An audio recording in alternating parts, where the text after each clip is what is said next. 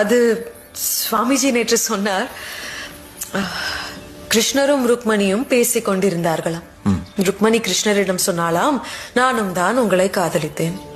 இருப்பினும் ஏன் தோன்றுகிறது உங்கள் மனைவியாக இல்லாமல் காதலியாக இருந்திருந்தால் நன்றாக இருந்திருக்கும் என்று. கிருஷ்ணரும் இதே கேள்விதான் கேட்டாராம். ஏன்? ருக்மணி சொன்னாலாம், கணவன் மனைவியின் மத்தியில் உறவு எவ்வளவு பலமாக இருந்தாலும் மக்கள் காதலியை தானே நினைவு கொள்கிறார்கள். ராதே கிருஷ்ணா, ராதே கிருஷ்ணா, ராதே கிருஷ்ணா.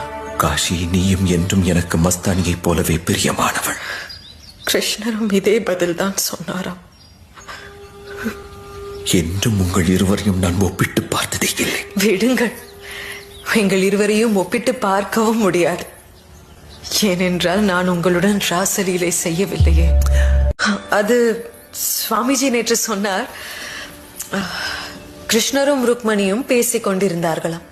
ருக்மணி கிருஷ்ணரிடம் சொன்னாலாம், நானும் தான் உங்களை காதலித்தேன்.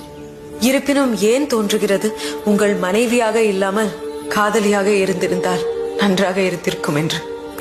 கிருஷ்ணரும் இதே கேள்விதான் கேட்டாராம். ஏன்? ருக்மணி சொன்னாலாம், கணவன் மனைவியின் மத்தியில் உறவு எவ்வளவு பலமாக இருந்தாலும் மக்கள் காதலியை தானே நினைவு கொள்கிறார்கள். ராதே கிருஷ்ணா, ராதே கிருஷ்ணா, ராதே கிருஷ்ணா. காஷி, நீயும் என்றும் எனக்கு மஸ்தானியை போலவே பிரியமானவள். கிருஷ்ணரும் இதே பதில் தான் சொன்னாராம்.